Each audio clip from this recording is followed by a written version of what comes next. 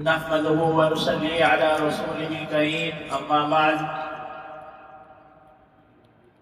محترم سامعین، اساتذہ کرام اور صدر مکرم،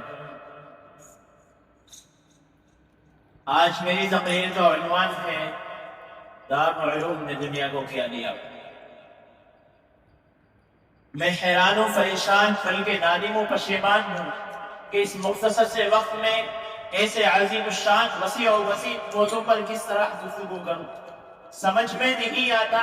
کہ داستان کا آغاز کہاں سے کروں اور کیسے کروں،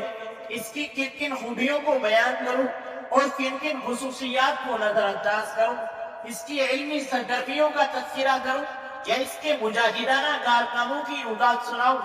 اس کی تحریری دفتروں کی سیر کراؤں یا اس کی تقریری فضاؤں میں پرواز کراؤں، اس کے عروس و عرفا کے نغمے سناؤں یا اس کے دیرینہ تعلقات کے قصے سناؤں۔ الغرض سمجھ میں کچھ نہیں آتا کہ چھیڑوں داستان کیسے،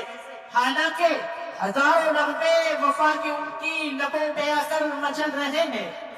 ہزاروں نغمے وفا کے ان کی لبوں پہ آ کر مچل رہے ہیں، لبوں پہ لیکن لگے ہیں پہرے تو بک کے آنسو نگل رہے ہیں۔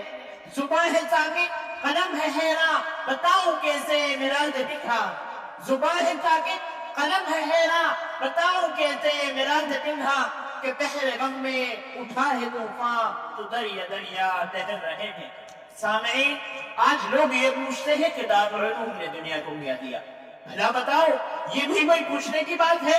اگر پوچھنا ہی تھا تو یہ پوچھتے کہ دارالعلوم نے دنیا کو کیا نہیں دیا، تو میں کہتا کہ دارالعلوم نے دنیا کو الحاد و بے دینی نہیں دی، دارالعلوم نے دنیا کو بے ضمیری عفت ربطی و ایمان فروشی نہیں دی، دارالعلوم نے دنیا کو بے حیائی و بے شرمی نہیں دی، دارالعلوم نے دنیا کو بے غیرتی و بے حرمتی نہیں دی، دارالعلوم نے دنیا کو چی حضوری اور چاپلوسی نہیں دی، دارالعلوم نے دنیا کو خود گردی اور مواد پرستی نہیں دی، دارالعلوم نے دنیا کو نفرت و عداوت نہیں دی، بلکہ وہ تو ہر دور میں نغمۂ دہر و وفا گاتا رہا، ہر زمانے میں گردش دوران کی سنجیدگی سے ٹکراتا رہا، ہر عہد میں شاپے قول و مکہ کی راہ دکھلاتا رہا، ہر دور میں سنت حی البرا کے دمدمے گاتا رہا، گرچہ بارہا فرق نے اسے آنکھیں دکھائی، پیلے گردنے پتھر اچھالے، گردش دورانے آلام و مصائب کے تیر برتائے، باغبانے بغتے رنج و محن کے کانٹے چھمائے، اب واضح حوادث نے پہلے غمدے گھومنے پھرائے،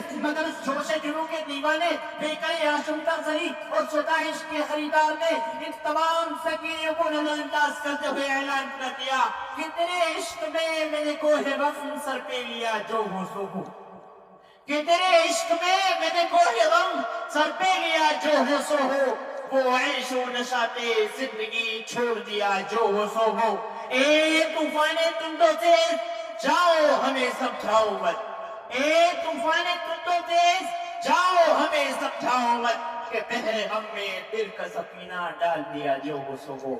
ہم سے ہمارے راز و علوم کی داستانیں اور کارنامے معلوم کرنے والوں، میں تمہیں کیا بتاؤں اور کہاں تک بتاؤں؟ جاؤ، اگر تم سے ہو سکے تو ہماری داستان افغانستان کی سربلند پہاڑیوں سے پوچھو، ہماری داستان بالا کوٹ کے میدانوں سے پوچھو، ہماری داستان شاملی کے میدان سے پوچھو، ہماری داستان دہلی کی جامع مسجد اور لاہور کی شاہی مسجد کی دیواروں سے پوچھو، ہماری داستان عرب کے تپتے ہوئے رئیسداروں سے پوچھو، ہماری داستان سدان کی تاریخیوں سے پوچھو، ہماری داستان مالدہ کی تاریخ کوٹھیوں سے پوچھو، ہماری داستان عدالت کے کچہروں سے پوچھو، ہماری داستان پھانسی کے کھنجوں سے پوچھو، یہ تمام کے تمام ہمارے عروس و وفا کے دم میں سنائیں گے، ہمارے دیرینہ تعلقات اور شناسائی کے قصے بیان کریں گے، کیونکہ واقف تو ہے اس راز سے یہ دار و رسن بھی،